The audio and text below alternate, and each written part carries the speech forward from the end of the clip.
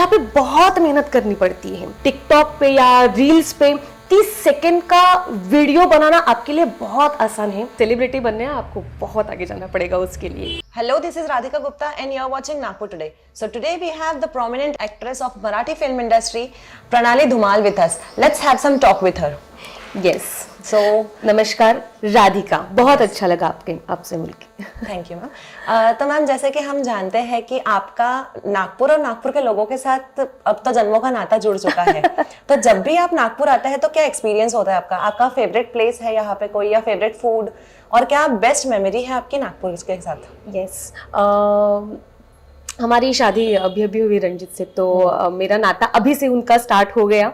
और वो आपने बहुत सही कहा कि जन्मों जन्म का नाता जुड़ गया। मुझे यहाँ का अच्छा जो खाना लगा वो है बिल्कुल चाट, मुझे इनका बहुत अच्छा लगा। जैसे पानी पूरी, शिवपुरी, ये क्योंकि वो स्पेशली मुझे बहुत ज़्यादा पसंद है, तो वो मुझे ज़्यादा पसंद आई। और प्लेस में अगर बोलूँगी तो मुझे नागपुर की हर प्लेस मुझे पसंद आई। यहाँ पे हरियाली है, यहाँ पे बहुत ही मतलब एक शांत सा वातावरण है यहाँ पे, और मुझे सारी चीज़ें मुझे यहाँ की बहुत पसंद है। मैं जब यहाँ पे फर्स्ट टाइम आई थी ना, तो मुझे सारी चीज़ें बहुत पसंद है। बहुत ही अलग ही एक्सपीरियंस रहा मुझे। पीसफुल सिटी बोल सकते हैं एक्चुअली। सो अगर आपके करियर की बात करें तो मैम कब आपने अपनी जर्नी स्टार्ट की थी? क्या स्ट्रगल्स रहे हैं आपकी जर्नी में? उसके बाद कौन सी ऐसी मूवी या कुछ भी जो बोल सकते हैं जहाँ पे आपको अपने करियर का ब्रेक मिला, वो कौन सी चीज थी? मैं बेसिकली पहले मैंने अपनी जब जर्नी स्टार्ट की तो मैं एक डांसर थी। तो डांसर से मैं एक्टिंग की तरफ मुड़ी, और मेरा एक्टिंग का सबसे पहला ब्रेक था वो था 2016 में शायद, या 2016 में मैंने एक्टिंग फील्ड में मैंने पैर रखा, और तब से मैं अभी ये कर रही हूँ। मतलब अभी से स्टार्ट किया आप बोल सकते हो। मैंने डेली सोप से स्टार्ट किया था मराठी में, और मराठी डेली सोप करते करते अभी मैं हिंदी इंडस्ट्री में काम करना मैंने शुरू किया। अभी मेरी शायद मेरी एक स्टार प्लस पे एक नई सीरियल आ जाएगी, शायद, होप सो सब हो जाएगा अच्छे से तो। और मैंने हिंदी में सावधान इंडिया किया था, और रंजित मुझे वहीं पे मिली थी, तो हमारी स्टोरी वहीं से स्टार्ट हो गई थी सावधान इंडिया में। वो सीनियर कॉप थे और मैं उनके असिस्टेंट थी। तो मराठी से हिंदी इंडस्ट्री तक काम करने का सफ़र एक्चुअली हर रास्ता शायद कठिन होता है, पर अगर चलने में थोड़ी सी आसानी अगर आपके फैमिली वालों से अगर मिलती है, सपोर्ट मिलता है, तो वो बहुत अच्छा लगता है। मेरे ख्याल से स्ट्रगल मेरी जिंदगी में कम, और मैं ज़्यादा मज़े में ज़्यादा जी हूँ मैं एक्चुअली।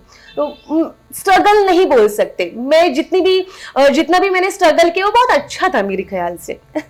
तो बाकी सारे जो एकदम जीरो से ऊपर जाते हैं, क्योंकि बहुत लोगों का सपना होता है इंडस्ट्री में जाने का, तो वो लोग कैसा है ना कि बहुत ज्यादा काम ढूंढते हैं। कभी आपको ऐसी जरूरत पड़ी क्योंकि आप ऑलरेडी डांसर थे, तो आपको क्या मतलब करना पड़ा था यहाँ पे आने के? मैं सच बताऊं तो ना, मैं एक्चुअली सबको बताना चाहूंगी, अगर आप इंडस्ट्री में काम करना चाहते हो ना, तो आपको इंडस्ट्री में काम किस लिए करना है ये पहले ढूंढ लो।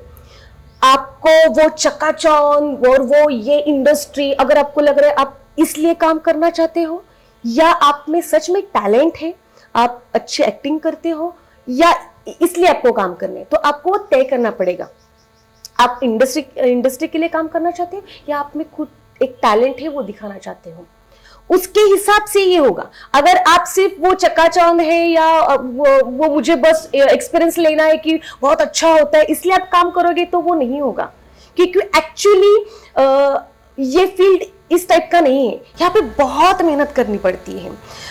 अभी के लड़कों को अगर या लड़कियों को मैं बोलूँगी तो वो टिकटॉक पे या रील्स पे 30 सेकंड का वीडियो बनाना आपके लिए बहुत आसान है, पर वो 30 मिनट का एपिसोड अगर आप डेली सोप करोगे तो 30 मिनट का एपिसोड करने में बहुत मेहनत लगती है। टेक्निकल बहुत सारी चीज़ें होती है, एक्टिंग की भी बहुत सारी चीज़ें होती है। बस कैमरे के सामने खड़े रहो और एक्टिंग करो, सिर्फ यही काफ़ी नहीं है, आपको बहुत सारी चीज़ें सीखनी पड़ती है।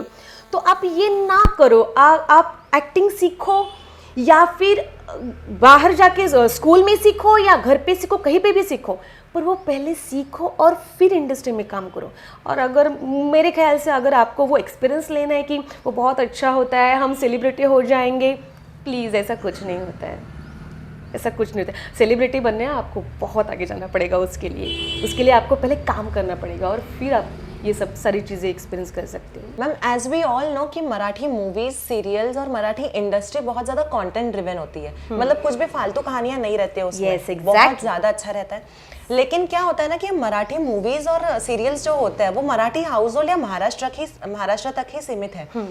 तो ओटीटी प्लेटफॉर्म अब जब आ चुका है तो आपका क्या कहना कि ओटीटी कैसे मराठी इंडस्ट्री को और फिल्म्स को बूस्ट करेगा और कैसे ये पॉपुलैरिटी बढ़ाएगा मराठी सीरियल्स एंड इन सब की?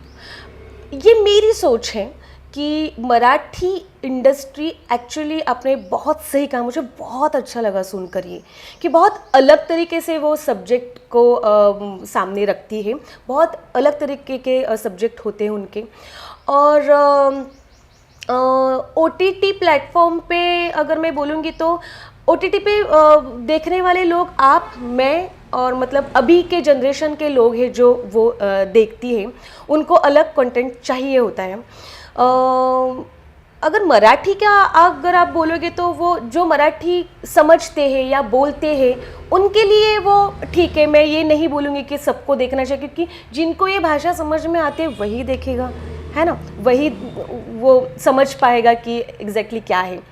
तो मेरे ख्याल से OTT पे मराठी प्लेटफॉर्म मतलब कितना आगे जाता है ये तो देखने वालों के ऊपर डिपेंड करता है ना। तो मैम जैसे कि हम लोग अब साउथ की मूवीज देखते हैं तो वो भी रीजनल मूवीज होती है, वो इंडस्ट्री अलग है, तो वो लोग डब करते हैं इस चीज को, तो क्या हम लोग भी मराठी को डब नहीं कर सकते? बिल्कुल कर सकते हैं। जैसे मैंने अभी बोला कि जो मराठी भाषा समझते हैं उन्हीं को समझ में आएगा, तो ये एक हमारे पास ऑप्शन है कि हम मराठी मूवीज़ को या सीरीज़ को हम हिंदी में डब करते हैं, इंग्लिश में डब करते हैं, तो वो ताकि वो समझ पाए, तो वो आगे शायद मराठी इंडस्ट्री OTT पे भी आगे जा सकता है। बिल्कुल। आगे आने वाले प्रोजेक्ट्स के बारे में कुछ बताइए कि आपका रोल कैसा रहेगा, मतलब अगर आप रिवील कर सकती है तो? रिवील पता नहीं रिवील कर सकती हूँ या नहीं, पर अभी तक मैंने ना जब से मैंने काम स्टार्ट किया है तब से मैंने अभी तक सारे निगेटिव कैरेक्टर्स किए हैं, सारे निगेटिव, सारे ग्रे शेड है मेरे। और अभी जो शायद मैं एक नया प्रोजेक्ट करूँगी, शायद उसमें वो बहुत ही रोतलू और एकदम ऐसा बेचारी ऐसे शायद होगा। अच्छा। स्टार प्लस पे आप शायद मुझे बहुत जल्द देखोगे। Okay ma'am. तो मैम जैसे आपने बताया कि सेट पे ही आपकी रंजीत सर से फ्रेंडशिप हुई थी, तो आपने शादी करने के पहले कितने टाइम तक के डेट किया है एंड आपको प्रपोज आपने किया उन्हें या उनने आपको प्रपोज किया?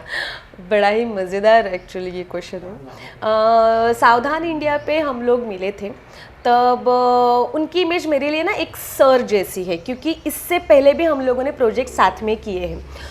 तो मेरा एक नज़रिया उनकी तरफ देखने का बहुत अलग था, क्योंकि वो मेरे लिए सीनियर एक्टर थे।